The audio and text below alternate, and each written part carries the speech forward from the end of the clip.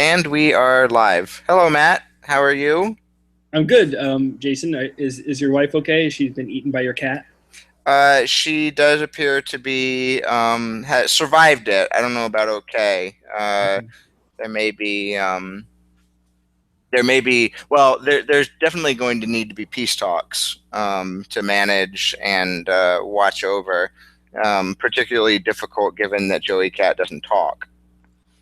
Peace talks tend to be hard to maintain. Could you have like piece scratches or something? He attempts peace headbutts. Look how cute I am. Right. Yeah, yeah, Here's a yeah. Okay. offering headbutt. Cats love that. Those kind of hurt sometimes. Like I have a cat that lives next door who's really nice and comes out and wants to slam its head into my face, but it has its teeth stick out of its mouth, like when it's like grinning, kind of. Yeah, yeah, Yeah, and its teeth kind of like plow into your face, and it's just trying to be nice to you, but I don't want cat teeth in my face. yeah. That's that's my That's feeling. no, I know. Like I see him do it on like the computer or sometimes something too, and like I hear this clack, clack, like the teeth banging against the plastic, and Yeah. I'm like, yeah, don't bring that over here. That's not what I need right now or ever. So you said, and I forced you to not talk about it. You said you were drinking a good beer. What beer are you drinking right now? I'm drinking a good beer. I'm drinking Red Lantern IPA, which is a red IPA from Pelican Brewing. In They're on the coast of Oregon, but they're actually pretty big.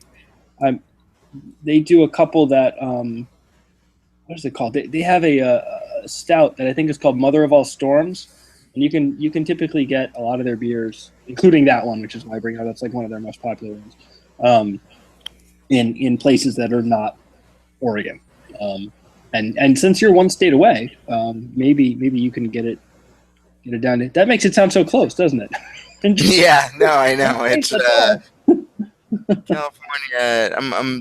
Yeah, I am like in New England terms, I'm like 7 states away. Oh yeah, at least if not more. Yeah. In Um, Texas terms, I'm like, you're in the same state. I'm a day trip. Yeah. I googled it, and so I could see like the label, and I don't recognize it. It doesn't look familiar. The label reminds me a little bit, just in an overall aesthetic, of the Coronado Brewing Company's Yeah, labels.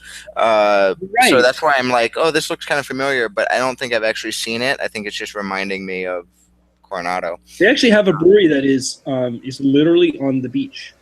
Um, it's pretty cool. Oh, I see. Yeah, there's that photo. It's got Hmm. a big rock. Yes, Yeah, yes. there's like a big rock, and then there's the beach. We call them sea stacks, Jason. They're sea stacks here, not big rocks. What the hell is a sea stack? That's it's a big rock. All right. Are there big rocks that are not sea stacks, or is every big rock a sea stack? Every sea stack is a big rock. Every big rock is not a sea stack. Oh, okay. Well, what about every big rock sticking up out of the sea? That's a sea stack. All right. So North America is a sea stack. Boom! Boom! You get no answer for this. Oh, I just redefined your whole world. That's Um, I'm speechless. It's an Oregon thing. The giant rock sticking up out of the ocean next to the beach. As far as I'm what's aware, there are not any in any other state, but there probably are, but I don't know of them. is this like Sleestack from Land of the Lost? I don't know Land of the Lost, but my guess is probably. My Oh, my yeah. one of my wife's favorite movies as a kid is Goonies, and if you've seen Goonies, the boat comes out from behind one of the sea stacks. I am led to believe I've actually never seen that movie, or that's actually not true. I watched part of it once and didn't like it, and did not continue to watch it. I think if you don't get to the credits, you didn't see it. I think that's fair. Mm. Yes, this is Hey, a so very like good year. that's another thing I googled, and it turns out you're not lying for once. Like sea For stacks one. really are a thing. There's a National Park Service webpage that describes sea stacks. You can watch Jump Off Joe, a sea stack, erode over 100 years. Only This a is what hundred. That's it. Yeah, I mean it's probably Maybe yeah, it takes probably a 100. pretty small sea stack. Well, it probably didn't fully erode, right? It's probably just like partially eroded. But Yeah, you like would. they named it Jump Off Joe. I mean, that's pretty Stupid. yeah, I don't know what jump off what could that mean? I Oh, don't wow, know. yeah, they've got like photos like from 1890 and then 1910 and then 1920 and then 1970. They're much. Oh That's a. wow, no, it like full out it's gone. Like there's a 1990 photo and it's basically not there. There's like a few rocks, but it used to be this whole big structure. It's not a giant tall one. It's not like 40 feet tall or anything. Okay. Which is probably why it's called Jump Off Joe because even little kids named Joe aren't afraid to jump off of it. It's one of those ones with also like a little tunnel underneath. You know how You've got some all get the that answers. little yeah. Well, this one is in Oregon, by the way. I'm gonna ask you all the questions during this Nibe, podcast. Newport, Oregon. Yeah, that's Ever well, been to Newport. Nibe? I've been to Newport. Newport is where the Rogue Brewing Company is. Um, but Pelican's near Pacific City. I think it's Pacific City, um, which is a city on the Pacific, except it's not really a city. Um, this is riveting podcasting we're doing here. No, it is. This is why we're doing it because we want to talk about beer. That's true. Um, That's true. Anyway, if you're ever in Oregon, especially on the coast, I recommend the Pelican Brewing Red Lantern IPA, which is a red IPA. It's an IPA with sort of extra malts, extra more caramel malts. So it's like redder in color, kind of like a combination between an amber and an IPA. This is why I like talking to you about these things because I don't know, like you know how beers are made, and I just know, like I taste something. I'm getting now within the kind of realm of like American ales where I can kind of opine on whether something tastes more like a, you know, an IPA or like oh, that's a pretty, you know, light for a double or like whatever, things like that within like that little range of styles, but I have no idea how they're made. I have no idea. Like you explained to me how, you know, stouts are made one time, I think in the context of my weird allergy to them, which is not explained because right they don't have any additional ingredients. They're just cooked differently. Yeah. Yeah, so that doesn't really make a. I mean, it's weird and dumb, and I wish I could drink chocolate and coffee beers, but maybe I'll try again. Still no. I was going to say, have you tried? I mainly did that to see if Austin was listening, see if she would come charging in here demanding that I not. She had borne the brunt of my like rolling around at night whining about how my stomach hurts. She don't was. Don't do it. You know what I did see is that where is it? Some ballpark, and I want to say Seattle, but I don't know if that's correct. Is going to do a beer float this year, with local stout and ice cream. Local stout. Wow, that's nice. As opposed to, you know, they're not just going to use Guinness. Yeah, but I mean, I almost wonder if like in a float, you're better off, you know, not paying as much money and just paying for the Guinness. Because the ice cream kind of like mellows it all out and like, you know, changes the flavor. And, you know, I try not to be super precious about food and about drinks, but I also feel like, you know, there's a certain amount of respecting what the brewer or the chef or whatever is trying to do. So not just out and out ruining whatever it is that you've just been given. Yeah. And you know, I guess, yeah, I don't know that it's a, you know, this beer float counts as ruining. It's close. So here's what I would do. I would have a brewer who knows how to make really good stouts and porters and such, brew a stout specifically to make a beer float. Like brew me a stout that you think is going to really work with a big old scoop of ice cream in it. Right? Because that would be like, cause there'd be certain, I don't know what they are, these characteristics, but you could see there being certain characteristics that lend themselves to being a good beer float. I mean, you know, certain kinds of root beers are better in a root beer float than other kinds of root beers. Yeah, that's quite true. That's very interesting. See, I was just automatically went to what kind of stout would you brew? Would you brew one that's extra sweet, so it would sort of mix the sweetness with the sweetness of the ice cream, or do you want one that off, that is the opposite, that sort of makes the sweetness of the ice cream stand out and the creaminess of the ice cream stand out, and have, use a stout that's a little lighter in body and maybe drier, like a dry stout, like an Irish dry stout that has just like I don't know what the word is, but it's not sweet. It's just like not, yeah. I don't know what the opposite of that. It's not sour, but it's not sweet.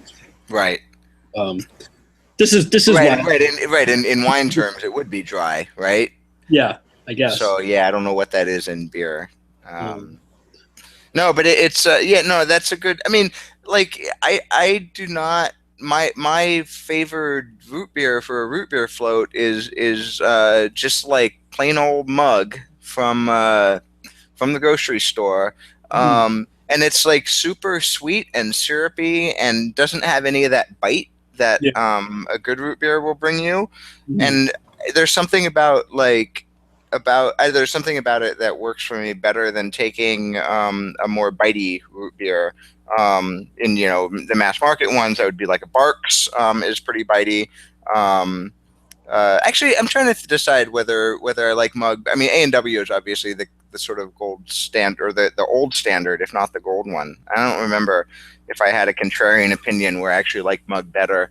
Um, it's also been probably 15 years since I've done this, or since I've thought about it. I know I've had root beer floats at baseball games, but like Yeah. I just go up and order the root beer float. I don't even notice what kind of root beer it is Right. because you're at a ballpark. It all tastes the same. Yep. It tastes like hot dogs.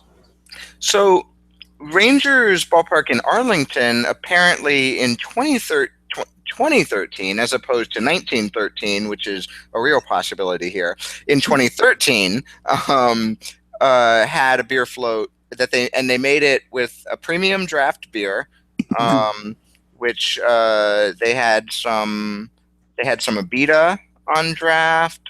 They had oh no, premium draft beer. These are premium beers. So so Bud Light What? Lime is a premium draft beer. Um, but so they've got some premium draft beers, and then they put Bluebell ice cream in it. And Bluebell is the best ice cream. Period. Is it? End of sentence. It's not, um, but it is the best. I feel like it's the best store ice cream. The best non Yeah. gourmet, just like Right. you can buy it in a big ass carton ice cream. Yeah.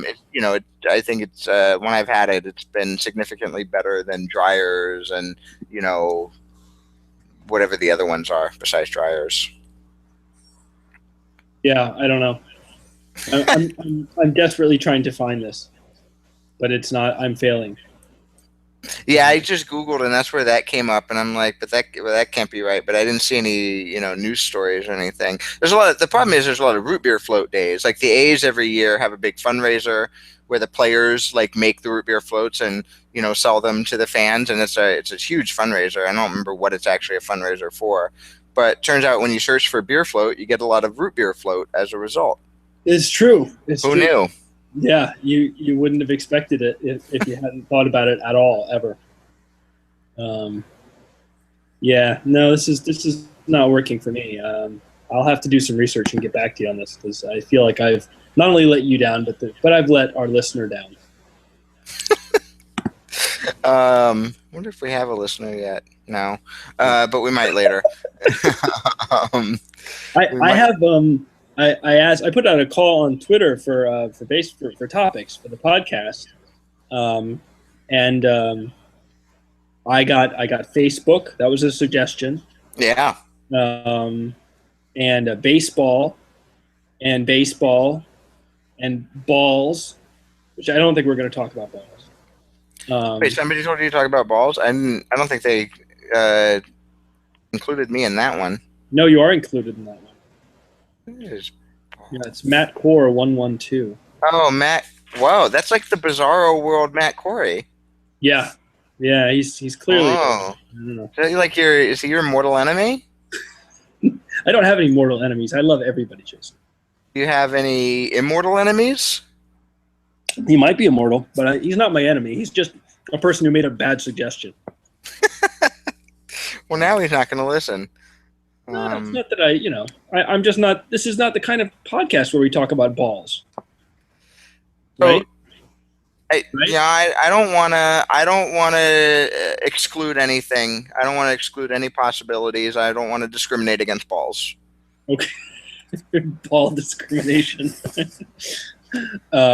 Someone suggested Chris Bryant. Someone suggested cats and pickles.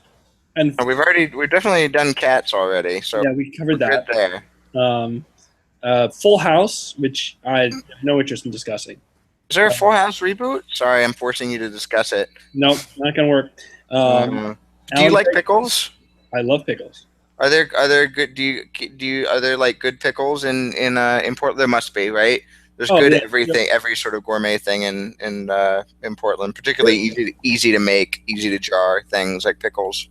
There are good pickles, but the best pickles that I've found that I can buy are actually from Brooklyn. From Brooklyn, you said? Yeah. Rick's? I don't remember the name of them. Oh, I don't remember if Rick's or I don't remember if Rick's are from Brooklyn anyway. I actually got pickles for Christmas. That is not the worst Christmas gift I can imagine. I can imagine worse Christmas. I mean, they were a stocking present. I got Rick's Picks might. I don't know. I think they're from Brooklyn. So Rick's Picks is they make a bunch of good pickles, and they name them things like the People's Pickle and Hotties and things like that. Oh, they also have beets. There's some. I mean, that's sort of unsurprising, right? Where do you think the best pickles in the world are probably made? Brooklyn's a good guess. Yeah, it makes sense. Actually, I looked it up. It's McClure's Pickles. It's what? Brooklyn and Detroit. Oh, is what they say. I don't know if they make half of it in Brooklyn and then the other half in Detroit. They make them in Brooklyn, ship them to Detroit, and jar them there because the best jarring in the world happens in Detroit. That is something that a lot of people don't know. Mm-hmm. Because it's not actually true. I was gonna say that it's possible that nobody knows it. Yeah, but also not a single person, myself included. Yeah, nobody at all knows that. And I've got some Red Sox people who want me to talk Red Sox, and you said you were going to pester me about that. Yeah, actually, this Mr. Dennett OTM, Dennett, I don't know, who's from Montville, Virginia, said that Sean McAdams said the Wade Miley trade was a blunder. Would you? How do you feel about the trade on a 1 to 10 scale, with 1 being blunder? Maybe 2 is blunder and 1 is completely fucking awful. Like 1 has to include cursing. Can I curse anyway? Oh yeah. Okay. I think it was fucking fine. That's a 5+. Yeah. Or a 5F. I'd give it somewhere between. If I was going to be like overly specific, I would give it like a 6.878. Well, that's pretty high. That's higher than I thought you were implying. I mean, for part of the reason is that there's just really no, like, nothing is any different than it was the day the trade was made. Like, Miley's been okay during spring training. I don't actually have any idea if the other 2 guys have been okay during spring training because I haven't paid any attention to them. They pitched for the Diamondbacks, so it almost doesn't matter. And they are, even if they're fine during spring training, who gives a crap? It's spring training. I'm totally optimistic that Miley can be a number 4, number 3, if somewhere in that neighborhood, be totally cromulent pitcher, and that's what they want from him. That's what they were expecting to get, and that's what they're paying him for. So, I mean, they gave him a 3-year contract extension, so that's why I say that. Yeah, but I mean, Three. Oh, that's why you're explaining why they pay. Yeah, and I was just like 3 years at the dollars they gave him is not. Uh, it's not crazy. That's not like an ace deal anymore. No, Lots they're and lots buying of out different types of RBs. players. Sorry. Yeah, they're buying out RBers, so it wasn't a free agent contract, Right. but still, yeah. I mean, they're not paying him big money at all. So, and for what he is, as long as he's healthy, which I think he still is, he's very likely going to be better than both the guys that they sent to Arizona. I mean, you never know. They could move one or both of those guys to the bullpen. The other two being Ruby De La Rosa and Alan Webster, and they both could thrive there, and they could have Dellin Betances' season, and who the hell knows? You never know. I mean, you can't predict the future, but I'd rather have Miley than those two guys. So and the money is fine. Did I don't you? I don't know how you can call it a blunder. Like, I don't know what has happened that would make you go, oh, wait a minute, let me reassess this trade. Actually, it's a giant mistake. Yeah. Right. Did you read the McAdam thing that he's referencing, or what? Nope. No, I did Oh, not. okay. No. Who is McAdam? I know the name, but I don't know who is Sean he? McAdam is a writer. I think he writes for um, what is it, CSN New England, or the one of the sports channels. I think in New Oh, England. okay. I think so. Um, So he's a Red Sox guy, yeah, yeah, yeah. Red Sox, and okay, uh, not a national guy. No. Yeah, CSNNE, CSN New England is who he writes for. Oh, Um, right. Yes. yeah. How many N's? Um, So many N's. I know, too many ends there. Yeah, I'm not seeing where he said that, but maybe he said it on TV or something. Oh, right. So, um, What's his reputation in general? Do people care about what he says? I couldn't tell you. He used to work with the Boston Herald, um, Oh, and I think before that he was with the Providence Journal. Um, didn't Bill Simmons so come up with the Boston Herald? oh boy, I don't know. I don't even know. I don't think so, but I don't Oh, know. Maybe. But yeah, I mean, he's an old newspaper guy. I think he's pretty reputable. Mm. all right. Yeah. Oh, not a blunder. Um, so then here's the natural question that leads to, uh, have the Red Sox blundered this offseason by having too many players? They do have too many players. They need to have fewer players. Fewer players. Yeah. I mean, so it sounded like I would. So Ben Carsley today I think it was today. It was either today or yesterday at Baseball Prospectus, part of BP's season preview series where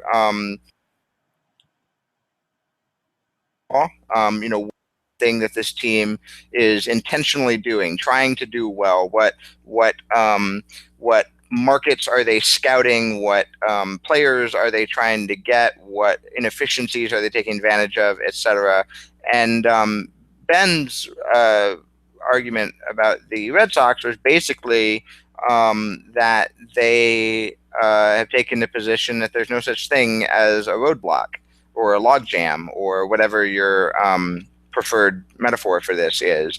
And sort of the result of this position is that I think officially today, Jackie Bradley and Rusney, is it Rusney? Is something like that. Rusney Castillo were That's both it. Yeah. sent to AAA.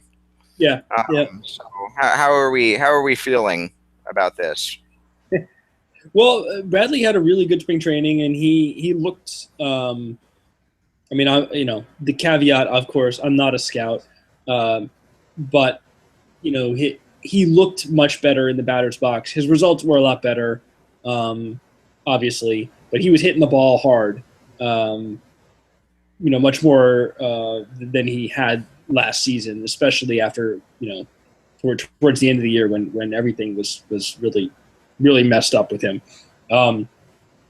But, again, it's just spring training, and after last season, it's really hard to count on a guy who just put up one of the worst years in worst offensive seasons in baseball history, or I don't know, I forget what the what the specific was, but he was very bad, and so I think the team was justified in going out and attempting to improve the roster without counting on him.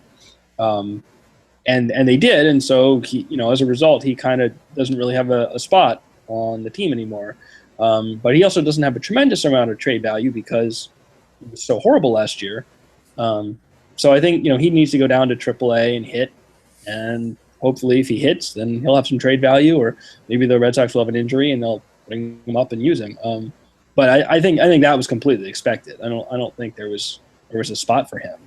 And as for Castillo, it sort of depended on Victorino, how healthy he was.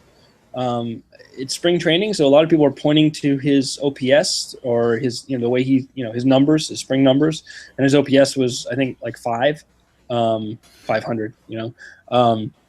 Really bad for the spring. But it was 5. Yeah, it was just 5.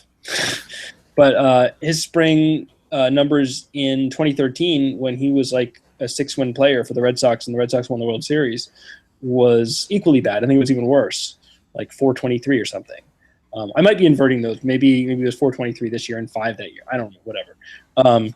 But in any case, Victorino has 1 year left on his contract. Castillo has a 6-year deal going forward. Victorino hasn't been, had a full healthy season in God knows how long. I don't think this is much of a thing. I mean, it's much of a thing because the media is making it a thing, but that's until there's another thing to make, and they'll move on to that thing. I think my cat wants to come in. Never. It'll just bite you. He will bite me. He's a bitey little bastard. But anyway, yeah. So Castillo is going to be, the starter in right or in center. I don't even think the Red Sox foresaw what Mookie Betts did in the minors last year and then in the majors last year. And the way he's hit in spring training has been insane. Also, so he's just kind of pushed his way into a starting role that they weren't expecting when they signed Castillo. So, but next year Victorino's contract is up and he's gone, and so you would. When did they sign Castillo? Didn't they sign Castillo in like September last year? It was maybe a little before that. Yeah, maybe it was early September. Most of what Betts had done was already done. Mm-hmm. I don't think he played much outfield at that point, but I could be wrong. Oh, okay. But yeah, I mean, it is interesting because I think the one thing that really kind of is a little odd is the signing of Hanley Ramirez, because they they really didn't have an extra outfield spot to give to him. And they signed him anyway, and so he's playing left, and they gave him so much money that whatever, that's where he's going to be, and he's one of their best hitters anyway. So he should be there, but that just kind of pushed everyone out. I mean, that kind of it made it so there's absolutely no way Jackie Bradley's going to play for the Red Sox unless there's a catastrophic set of injuries. Alan Craig has buried on the bench, and that's it. And on down the line. So it's a little odd. It's a little grabby, a little just grabbing everything we possibly can. It's a little a little Padres, from this offseason, which just like grab as many hitters as you can. Don't worry about the fact that none, they're all outfielders and none of them can play defense. It's a little like the Nationals just sign sign the best pitcher on the market, even though you already have the best rotation in baseball, and you're pushing out one of a pretty good young pitcher, pushing him into the bullpen where he's not really well suited for a role he's not well suited for. So you just have to wait and see how things work out. But they certainly have a lot of depth, and pretty much all the players except for Victorino looked pretty good this spring. So ultimately, it probably doesn't matter a whole lot. Like, they'll have enough good hitters and they'll find roles for them. So yeah, so I guess where the potential problem comes in is, limited resources, not limited in the sense that the A's, but like in the sense that they only have, they only have so much money, so they couldn't come over the top of the Max Scherzer offer, having already signed, or maybe didn't want to because of draft pick, but couldn't come over the top on John Lester, say, having already, spending money on Sandoval and Hanley. Because even accepting Hanley's not a shortstop, he doesn't have to be an outfielder. He could be a third baseman. So it's kind of the Sandoval signing that like jumps out at me as feeling more extraneous, and I don't know if that's true, but just the way it feels, given that between Sandoval and Hanley, the better hitter is Hanley. Right.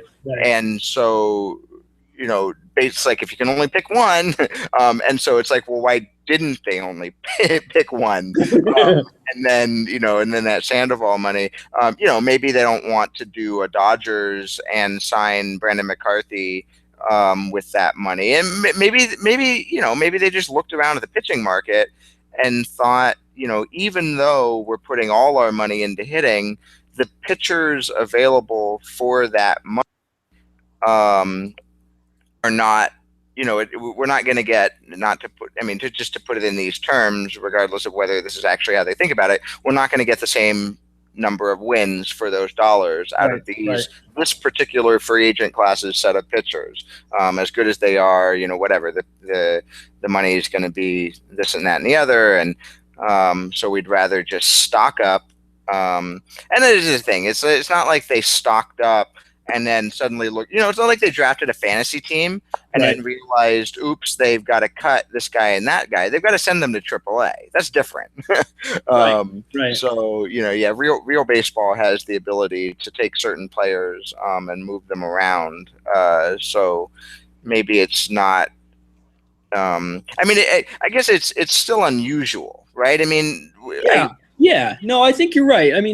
I think there's a, like I said about Victorino, like his contract is up next year. The Nationals went out and got two different eye colors, Scherzer,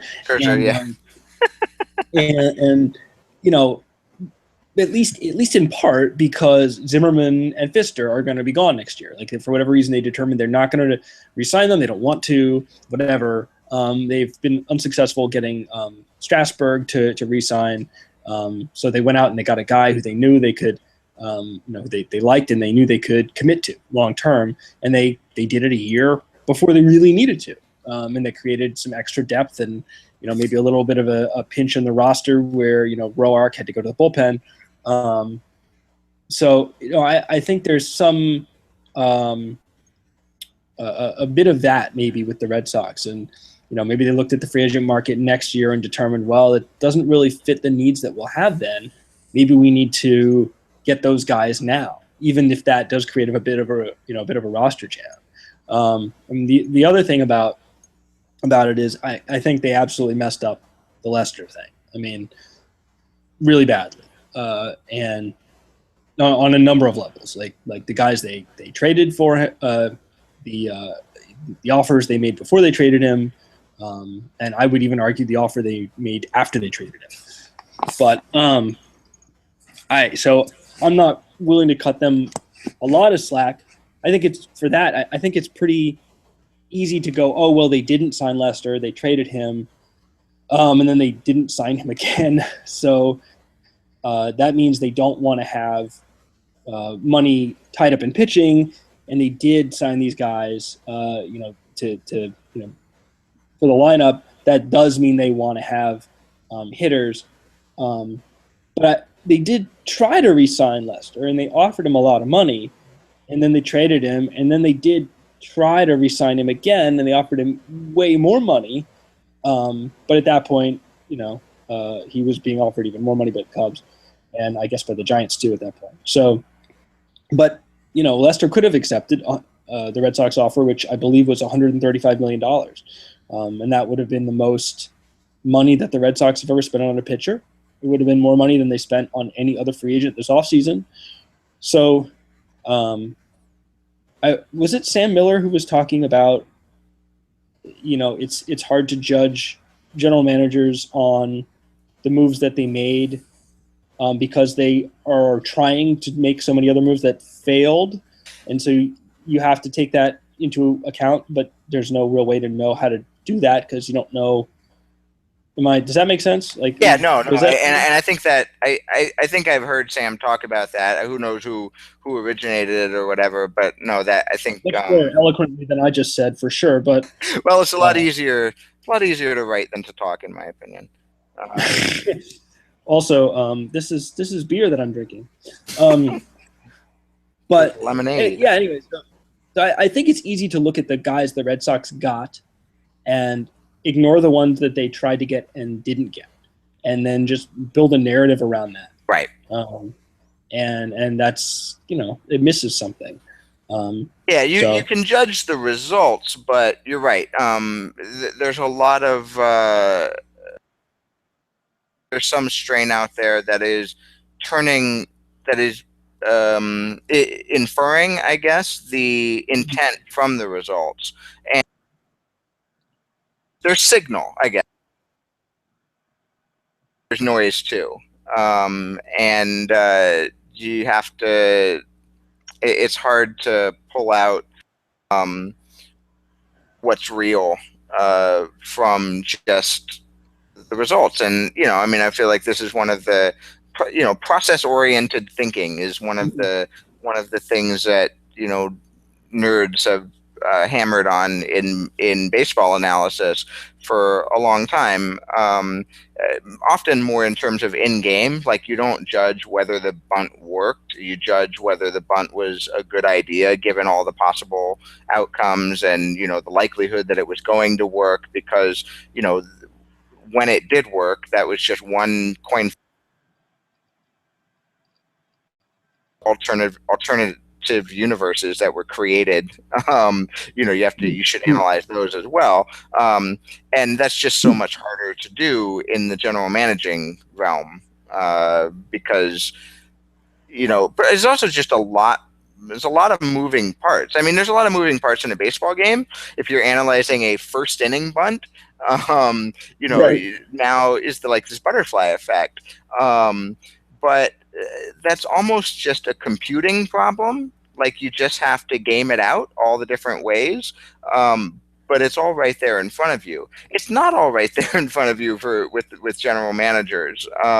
There's so many different possible moves and not possible moves. I mean, I'm sure there are players who, the highly in demand players who can really pick where they want to play, are in a privileged position to turn down a little bit of money for other factors. If you're a fringe guy, you just can for the most part. But if you're Max Scherzer, you might not necessarily take the 100% best offer, or the in terms of dollars.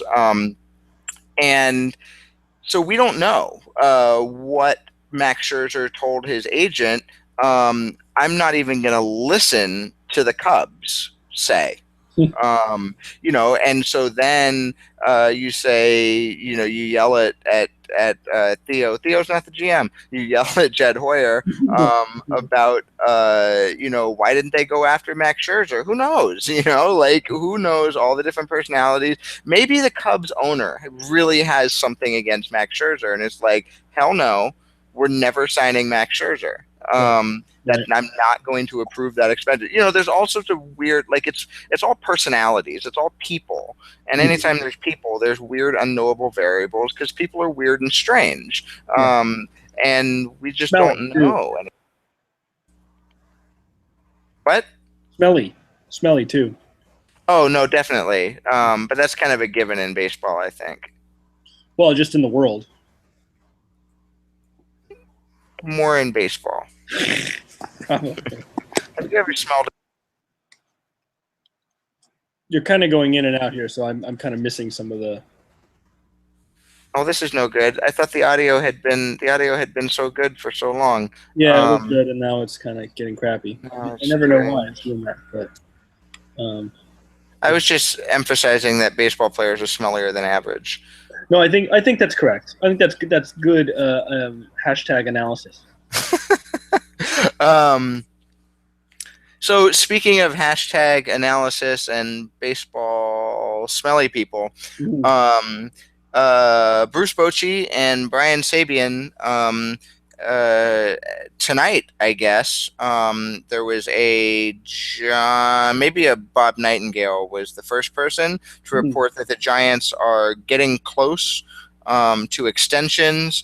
John Heyman, I suppose. I'm reading from Hardball Talk, so this is really third degree sourcing through Craig Calcaterra, who does us all a How we marvelous do service if we don't have to read John Heyman ourselves. But he it. says that Heyman says that we're talking about extensions at least through 2018.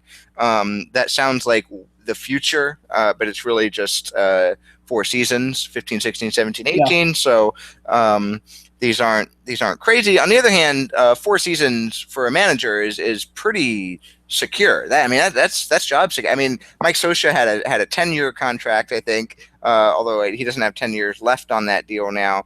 But a lot of managers are working on 2-year deals, 3-year deals, things like that. So a Yeah. guy with this already, length of time behind him, 4 more years, it's pretty good. It's pretty good for Bruce Bochy. Um, so do you think?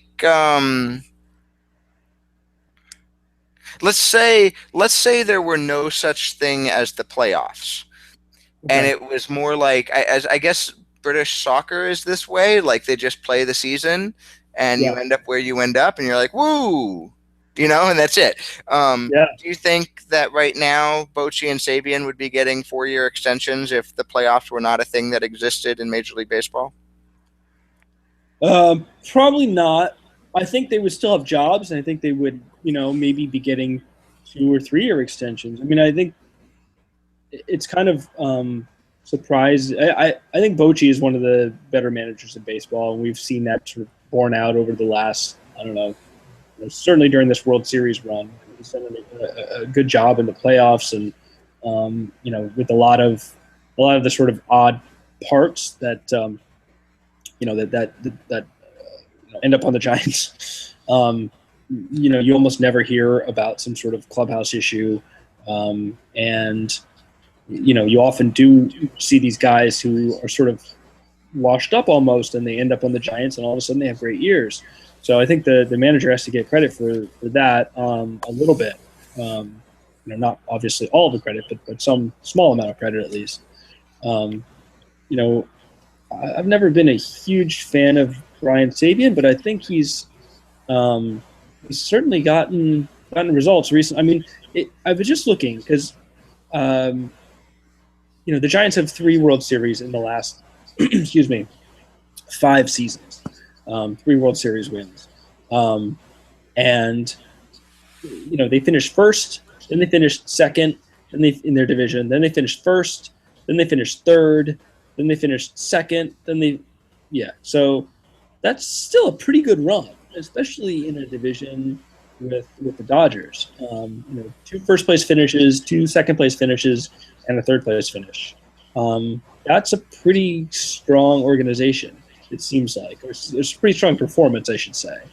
Um, I don't think their minor league system is really highly thought of, but their major league team continues to be good. So Yeah, it hasn't been thought of well for years yeah, now, yeah. I mean, including years in which they've won 94 games. So, right. So they drafted Buster Posey and Sandoval and Lincecum and Kane and on and on. I mean, it's almost entirely a homegrown team. I guess they signed Hunter Pence to a big contract.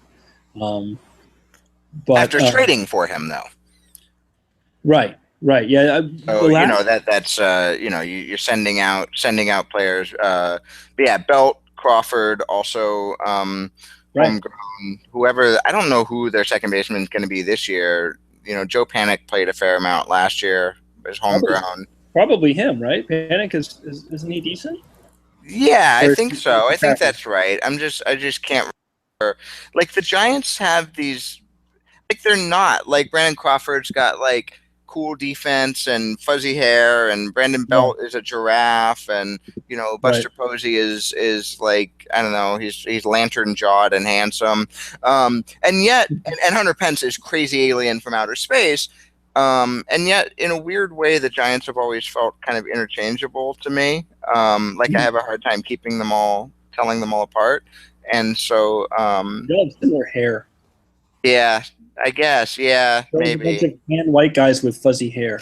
Yeah, kind of, and and then yeah, Bumgarner and Lincecum need to work on the fuzziness. They've got more of the lanky hair, I Yeah, guess. yeah. They're lanky guys as well. The lank hair, whatever. But But like, yeah, is well, whoever. Yeah, no, it is a very homegrown team, and even the guys who aren't. I mean, the sort of main guys last year. So looking at their 2014 Baseball Reference page, the free agency wise, we're talking about Tim Hudson. yeah. Everyone, oh, and I guess Morse was a free agent. Um, Mhm. but Last year, you're talking about? yeah, there are the rest are Yeah, yeah, last year's team, and the rest are sort of either homegrown or were traded for, like Pence and PV, right. uh, or have been on the Giants for, well, I mean, Angel Pagan, came over from, I think, as a free agent after he left the Mets, but it's also been 3 years now, so yeah, I don't know. Oh no, that was a trade too, a trade and then a re-signing. So that's kind of a Bruce Bochy. The Cardinals get all the credit for doing that. I mean, they did it with Matt Holliday, and go back far enough, they did it with Mark McGuire, and I'm sure there's others I'm not thinking of that don't involve the A's. But yeah, I mean, this is a Brian Sabian. Brian, yeah, Yeah, sorry, yeah, yeah. Brian It's been a Sabian while. thing. It's been a while. Yeah, it's a Brian Sabian thing too, a little bit, and maybe it might also be, I don't know. San Francisco is a nice city. I imagine Hunter Pence does very well in terms of meeting friends and chatting with people in San Yeah, Francisco. yeah. He probably fits in better in San Francisco than any other major league city I can think of off the top of my head. Do you think that as the Giants have gone on winning World Series, that they've gotten like better? Because that's how I feel. I feel like the first World Series was really fluky.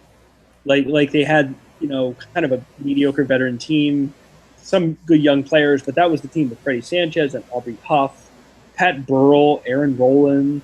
I mean, a lot of these guys are just crappy, and they just had really strong runs right at the right time. Um, you know, and then if you look at last year's team, which was the team that probably was the closest to losing the World Series of any of those teams. And And you've the got closest this to not even getting, I mean, given that they were a wild card, and they had to play the one game playoff, which right, the other right, two right, World yeah, Series exactly. teams didn't. Yep. So, twice, Totally. in sort of multiple ways in the playoffs did they squeak by. Now they didn't really squeak by the wild card game; they bumgarnered the wild card game. So, Right. Right. um, It just looks like a much stronger roster, though. Belt and Posey and Panic and Crawford, and I mean, obviously they didn't re-sign Sandoval. That I think would be a lot stronger team this year if they had. Um, yeah, but their pitching was terrible last year, though. yeah, They had Bumgarner, and then they had a partial year of Peavy, and then Hudson was a decent fourth starter, but he was their third best starter. yeah. No, Um, you're right. Absolutely. and and then you're into Vogelsong, Vogelsong is a lot better than he should be, given that he's 36 and was out of the league. Right. But he's not good. Right. Lincecum, of course, is terrible at this point, and Matt Cain had a really bad year and only Yeah. started Yeah. 15 games anyway. So yeah, it was a 1.5 pitcher team, a 1.5 starter team. But Yeah. even like in the bullpen, Romo did not put up good numbers. Uh,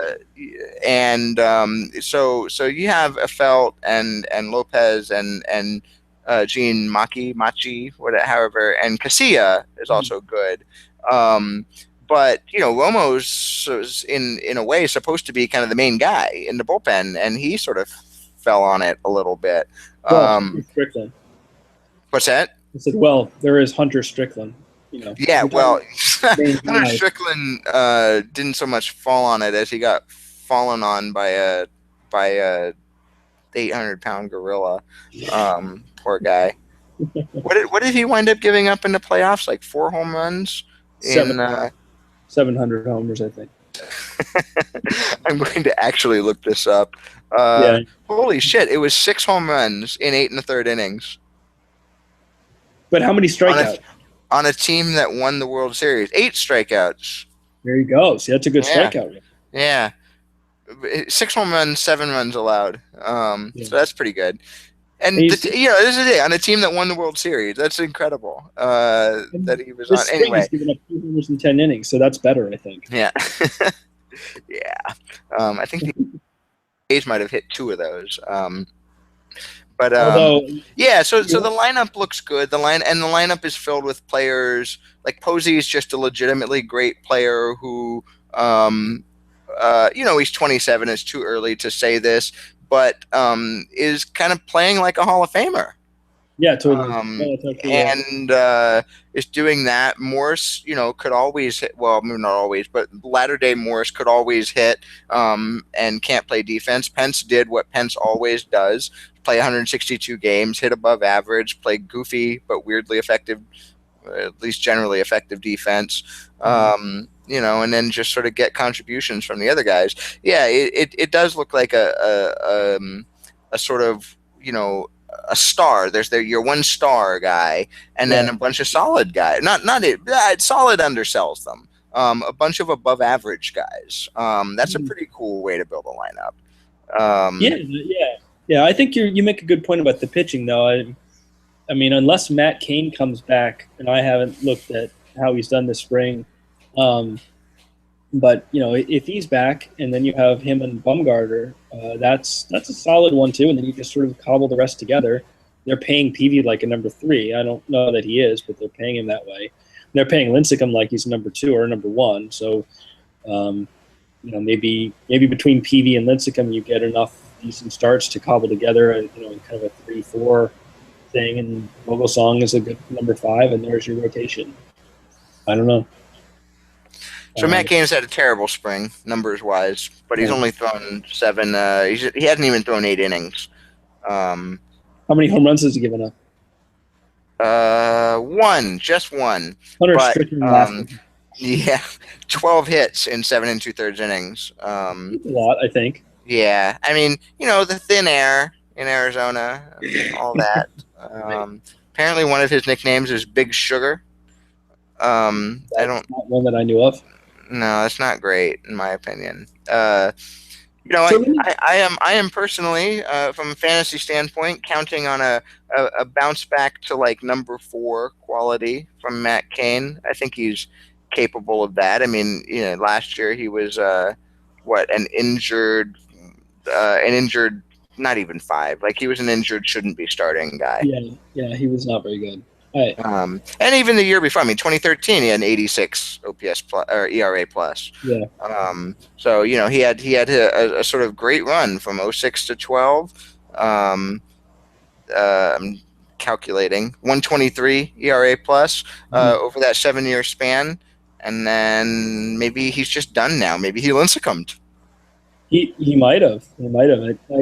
I want to turn this around though to the question you asked me, um, and since I didn't answer it, throw it at you because you will give a smarter answer than I will.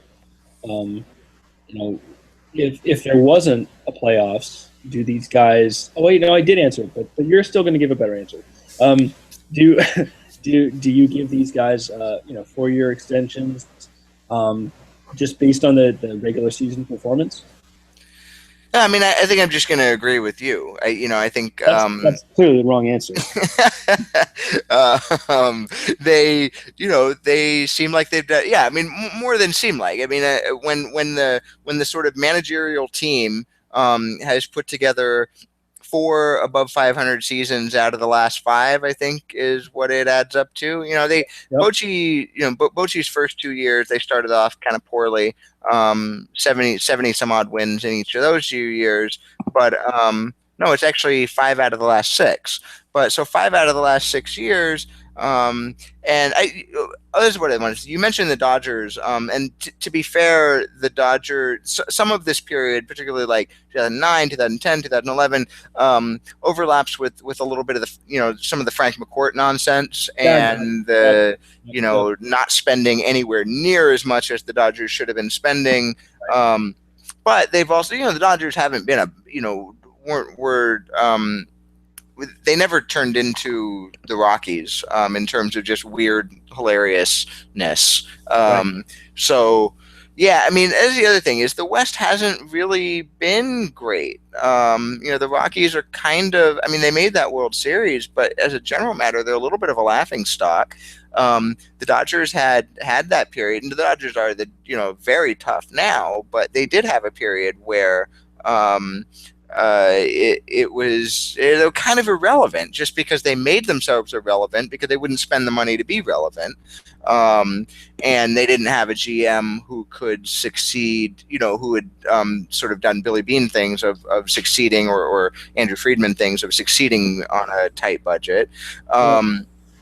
And the Diamondbacks are kind of intermittently okay, and then intermittently just giant assholes. And who am I missing? Is that the whole? Oh, and the Padres, right? The Padres have spent basically the last decade defining irrelevance. I'm overusing irrelevance now, but so sort of like inside story, inside behind the scenes story, and I hope this probably doesn't cross any lines. Miles Ray wrote a great Padres essay for us in the Baseball Prospectus Annual this year, and his first draft, the thesis was essentially the Padres have defined boringness, and they've done this incredible job of defining being boring and being irrelevant and being just nothing, being nondescript.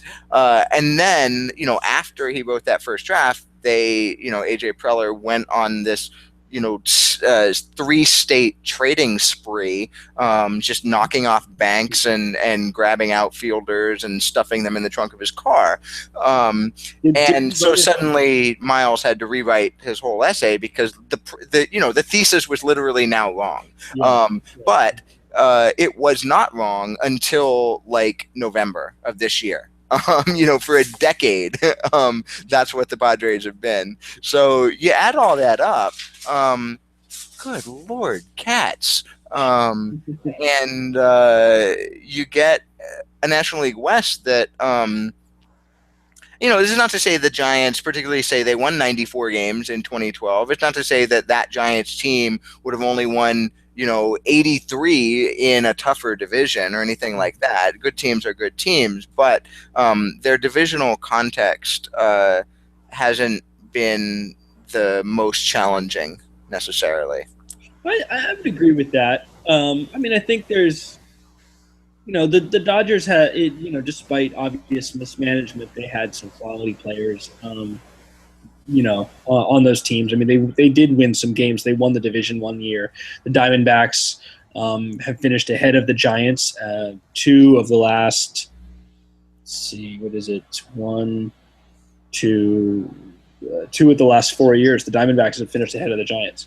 So 2013 and 2011 is Yep. that yeah. Yep. So, which sounds insane now because the Diamondbacks are a laughing stock, and we're talking about how the Giants are, a dynasty. But just looking at the straight up standings, there you go. But what was my point?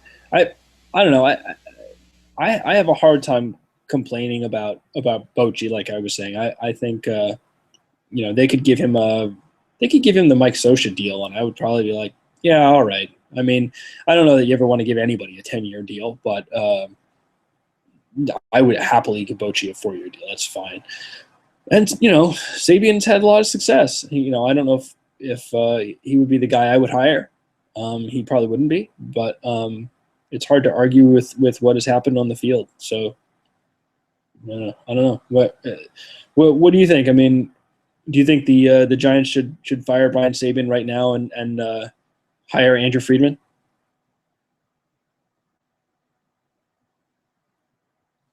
Jason?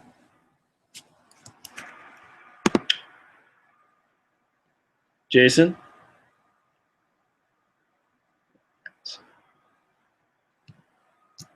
Hello?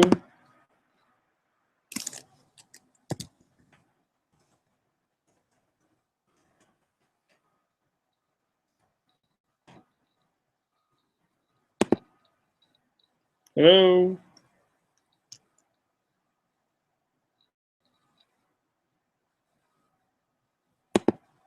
Hello?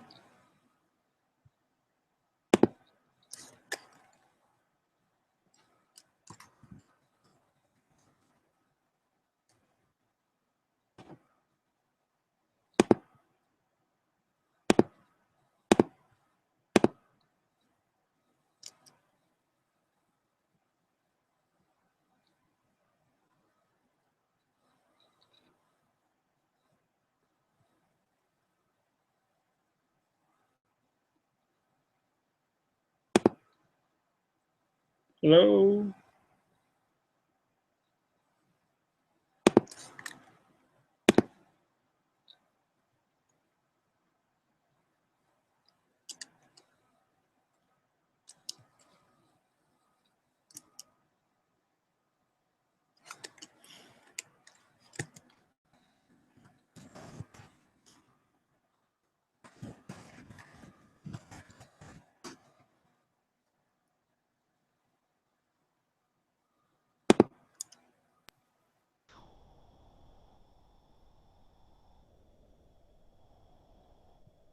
Okay, am I back?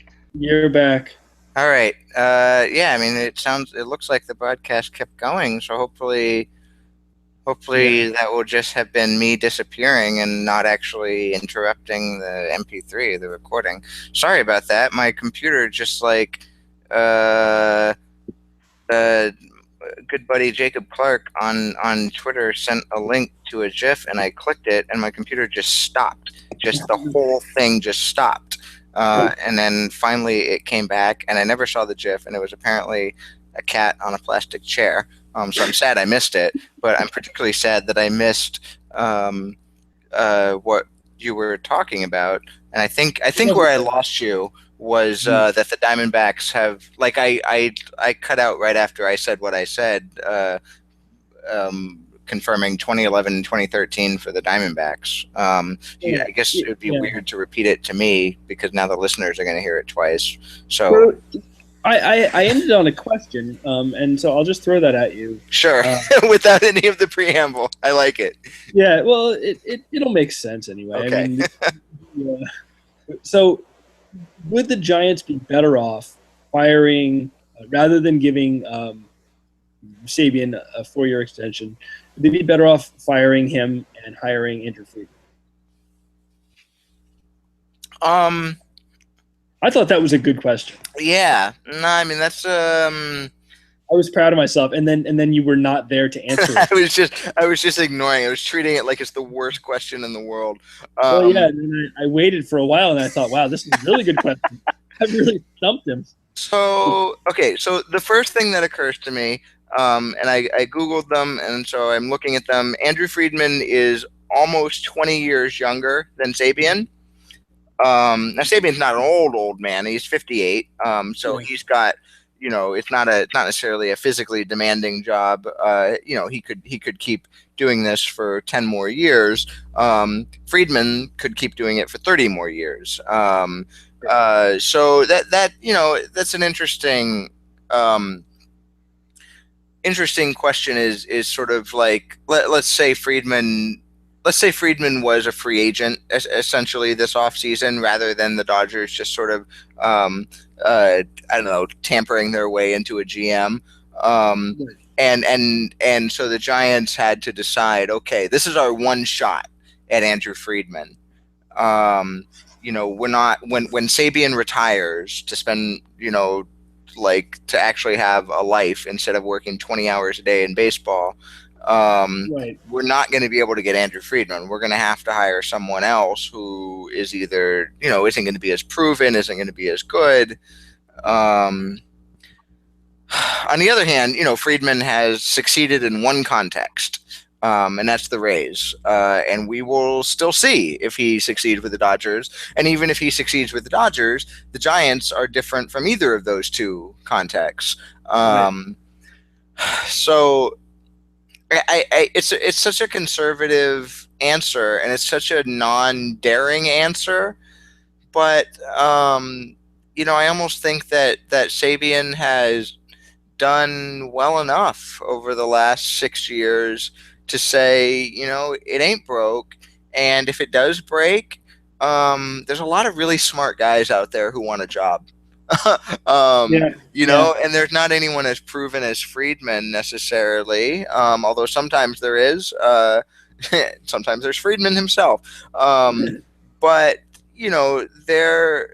the sort of number of people willing to make a lot less money um, as baseball assistant general managers than they would as assistant vice presidents at Goldman Sachs is so large right now that you've got to figure you can find someone. On the other hand, you might have to churn through a couple of them, and you can't give a general manager 3 months the way you can give a relief pitcher. right, So if you churn through three, and that's 3 years each, you just wasted a decade. right. So I don't know. It's hard. But like I said, it's entirely possible that Friedman with the Giants is no better than the assistant general manager with the Brewers, whose name that you and I don't know. Right. So I would be comfortable with the Giants. I'm comfortable with them sort of placing their faith in Sabian and letting it work until it doesn't work or until he doesn't want to work any longer. Yeah, yeah. I'm with you. I feel like the maybe the thing because Friedman is about about the ideal GM. I think at this point. I mean, maybe it's funny to say because he hasn't won anything, but he did such a magnificent job in Tampa, and then he's come in and had an amazing offseason. And I think everybody's expecting great things from the Dodgers, and um, not just this season, but going forward. Um, so it's hard to say, well, no, don't get that guy, even though he's probably the best GM in the game, or certainly one of them. But yeah, Sabian's done a really good job, which I feel like some sort of you know old school baseball idiot saying that, but he has done a really good job, and it's probably not worth uprooting everything in the organization to make the switch. Yeah, I mean, I like that you sort of uprooting everything because they have, if I remember correctly, have had a very stable baseball operations group. It's Sabian at the top, but there's also Bobby Evans and apparently Dick Tidrow, who wasn't he a pitcher? I think so. Yeah. Yeah, That's 13-year Major League veteran. So Dick Tidrow is the AGM for player personnel. That's his title. I don't know the name John Barr, but he's the scouting and international operations guy. And Bobby Evans is kind of a name that a lot of people say, and he's sort of well respected. His photo on the Giants website makes him look like he's about 35 or so, but he begins his 21st season in the Giants baseball operations department. So that's a long time with one team. yeah. And he's been sort of helping Sabian out for longer than Sabian. 21 years. Sabian's been the GM for 16. So I don't remember what Sabian was before he was the GM. Oh, so yeah, Sabian is in his 22nd year with the organization. So he was working for the Giants before he was elevated. That's the thing. He's been GM there for so long that I don't remember where he came from. A lot of GMs you can kind of remember a little bit the path, like you remember where Jeff Lunau came from, for instance. But Sabian, who knows what his background is. In any event, this sort of this crew of guys at the top, you would if you fire Sabian and then don't promote Evans. You're probably basically firing Evans too. Why would he want to stick around for that? I don't think you bring in Friedman and into a situation like that and expect that he would keep a lot of the guys. Right. The turnover would probably be extreme, is my guess. Yeah, certainly at the top. The lower down you go, the more, as much as, Sabian might like senior consultant for player personnel Jack Hyatt, it's not necessarily as well. That's not a good example because he was apparently a top guy until he retired into this kind of secondary position. But somebody low down, a mid-level scout, something like that. You're not necessarily going to lose all sort of 50 members of your operations department. But you lose, you stand a good chance probably of losing the sort of brain trust. Yeah. And I mean, it's kind of an interesting thing. I don't know. Did Friedman bring anybody with him to the Dodgers? I mean, obviously he didn't bring Silverman because the Rays kept Silverman and made him the GM, and he didn't bring Chaim Bloom because he stayed and became, I guess there's like a co-GM situation. I don't remember. So I don't remember if he came alone or not. But that's kind of an interesting thing because I think we've come to realize that these are teams. Teams of front office people making group decisions. And as brilliant as Silverman is, can we from the outside and can the Dodgers owners from the outside evaluate his performance without Silverman, without Bloom, and instead with Josh Burns and Farhan Zaidi, and Ned Coletti, special advisor, senior advisor to the CEO, Ned Coletti. Is he going to have the same magic with that group that he did with his prior group? Do you think Ned Coletti's like the assistant to what was it on The Office? The assistant to the manager, as opposed to assistant manager or assistant to the manager, or however they did that. Well, I realized the president and CEO to whom he is senior advisor is Stan Kasten, not Andrew Friedman. So I don't know what he's advising Kasten on. I remember Stan Kasten was made a big thing out of making sure that they were going to have kosher hot dogs at Dodger Stadium. So maybe Coletti is going to oversee the kosher dog program. I don't know. I mean, I know he. I don't know if you noticed, but the sort of the TV network hired him to do some TV work, um, which I find amusing from a sort of pretending that if we pretend they're journalists, Right. it's like, oh yeah, he's going to be super duper objective. Um, Right. I mean, it doesn't matter. Like Right. it's local TV about the Dodgers, and everybody knows who he is. He's not going to be reporting anything. Right. Um, Right. If and he is, his he won't have a opinions job don't for very actually long. matter. What? Yeah. If he is reporting anything, he won't have a job for very long. Hmm. Either one. Yeah, no kidding. Yeah. Um, He really can't have any kind of role in that organization's decision making, though. Can he? I mean, yeah, I can't imagine. I it's don't funny 'cause he's know, not. right? I don't think he's like stupid No, or anything like very that. unlikely. No, it's just I just think that he gets his information from very different places than the people who run that organization get their information from. So maybe in that sense, maybe he really does have something to advise them on. Maybe he really can give them. I don't know. My gut says no. Yeah, I mean, it's certainly. That was a mean turn at the end that I took there. That was Yeah. totally unnecessary. It was funny because they've got other, Jerry Hunsaker, former GM of the Astros, is a special advisor to the GM, but to the GM, not to the president and CEO. Yeah. So they've got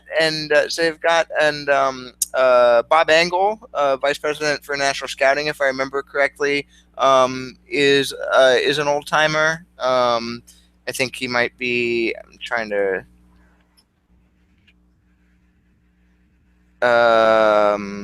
Yeah, well, man, he was hired in 2012. International scouting guru. Um, oh, he's been a apparently he was hired in the 70s. So yeah, he's been scouting for like 40 years. So he's an old timer. Billy Gasparino, amateur scouting guy. No, he's a younger guy. It seems like maybe. Um, So yeah, they've already got they lost Logan White. That was kind of a big deal.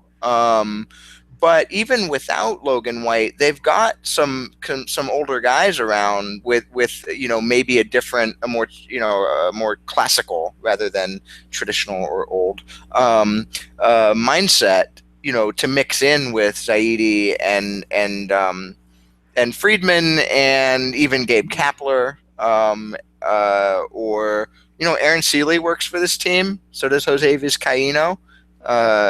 And who knows what they think. Recent players, but I haven't been following Jose Vizcaino on Twitter, so I have no idea if he's got been reading Fangraphs the way that Kapler did.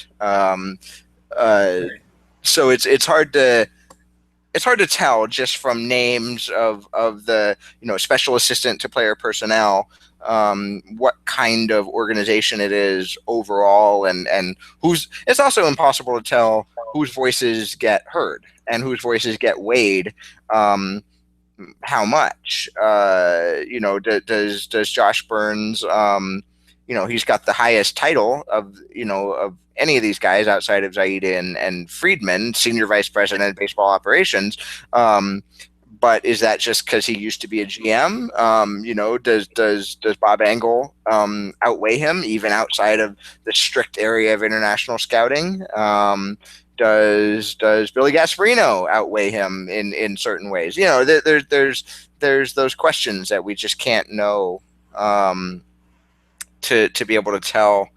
I don't remember why we got on. Why am I talking about this? Like, I don't remember what the I think it's prompt was. weird. It's like keeping. It's like beating the president in an election, and instead of him like retiring and going to an oceanfront house somewhere, he stays on as a senior advisor to some guy you work with, right? Yeah. I mean, Yeah, like, well, yeah, no. George Bush is not currently the director of Homeland Security for in President Obama's cabinet. Or the advisor to the director of Homeland Security. Yeah. I mean, yeah, it's just weird. It's like I'm sure there's things that Ned Coletti does really well, and the Dodgers are not in a they're a baseball organization, not a charity. So I'm sure there's something that they think that he can help them with. Otherwise, they would have probably just fired him, I would think. Well, I mean, he's also under contract, and so they could tell him, go home. They have to pay him whether he works or not. So Yeah. if they think he's actually not adding anything, yeah, Then they could just send him home. But on the other hand, if they send him home, if they say you don't have a job here at all, then he could go somewhere else, and maybe even if they don't think he has what? If he's bad at his job, who cares? Well, but he has inside information about the Dodgers. Maybe. You keep that in house. Did you know that Brian Sabian's probably son, Colin Sabian, is a baseball ops assistant for the Giants? That's terrible. No, I don't know if he's his son, but there's a Sabian, and it's not a super common name. There he is, Colin Sabian, versatile infielder. No, that's totally his son. Weird. One of the benefits of being the GM. Yeah. But yeah, I mean, I guess maybe the other one thing that Coletti has to have, just by virtue of being a GM for so long, is relationships. And so you keep him around, and somebody's not answering your calls, and you say, Ned, give him a call for me. And Ned can make a phone call, and he'll pick up Bob Johnson for the Brewers will pick up the phone for Ned because he and Ned have known each other for 25 years. But he doesn't like this young punk upstart, Andrew Friedman. Right. So, relationships might be a reason to keep him around. But yeah, no, it's got to be weird for Coletti. I mean, it's like, no, you're not fired, but you're pretty much fired. And everybody's going to refer to you as fired, by the way. You're reassigned, but out in the world, they're going to call you the ex-GM. They're going to say, oh, Coletti got fired. But you're still going to come to work every day in this office. Your parking spot's not going to be anywhere near as good. Right. You're going to be down. You're going to be out in the general lot. You're going to have to pay $20 to get in. And sorry about that, but all those you have to pay to park. Yeah. Dodger Express is a real nice way to get here, Ned. You could do worse. Nice bus, $6. Ned, we're going to need you to go ahead and clear out your office, put everything in this box, and you're going to go down 2 floors to the basement level, make a right, and put everything that you have there in that closet. I mean, that office. That's your new office. We're thinking about instituting a window, but for now you're sharing a window with the office across the hall. We might put in a window. We might sign a middle reliever. We'll get back to you. Imagine if a window cost $2 million. Yeah, it's an expensive window. They do it right. Nobody would have windows. No, they do it right at Giants. The Giants offices. They don't skip on windows. The latest green technology. It's bulletproof. It's bird proof. It's earthquake proof. It's everything proof. It's not Coletti proof, apparently. I've heard that their windows are made out of pure gold. That too. It's hard to see through. They don't necessarily work very well as windows. It's difficult to see through. Yeah, it's sad. Yeah, you can't see through them at all. But very expensive. Expensive is good. I'm good with expensive. Yeah. My cat just fell over. What? The cat just fell over. Oh, well. Like sometimes he just acts like you shot him. Like he just falls over. By the way, I did winding down, I think. Are we winding down? Oh, we're wound down. We're wund. We have wund. It's wunded. We wounded. Yeah. And we've got I'm winded. I Yeah. know that much. We've got a nice 2-minute break in the middle of the podcast. Yeah, we should have an intermission in every podcast where I just, disappear because my computer is refusing to listen to me. That would be a good I should have just policy. started playing music until you came back. That's what I should have done. Or just hit that trumpet button 18 times. I had it. Where is it? Oh, Oh, that's the trombone.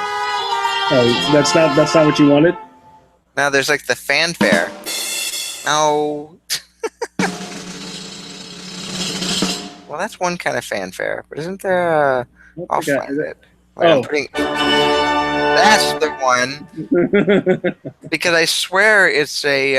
I told you this. I swear that the noise from the streets, the Grand Don't Come for Free. Yeah. I've heard that noise, and it's creepy. Okay. Oh, that's Yes? Yeah, you better Who's answer. there? I don't know. You better go answer that. Yeah, I don't think I'm going to answer it. It's too late. All right. We done podcasted. We podcatted. We did and podcast. yeah, we did pretty well for not having any topics, I think. Yeah, we had no topics, and we took a large break in the middle. Good podcast. Good podcast. But the beer pulled us through. Mm-hmm. Yes, well done. All right. Well, next week will be opening day, and so presumably we'll have something to talk about then. Next year will also be opening day, but that's a whole other opening day. God, I can't even drink one beer anymore and say anything coherent. It's just Harold, oh wow. I just choked on air, so we're both doing well. right. Hit the end button, please. I'm hitting it.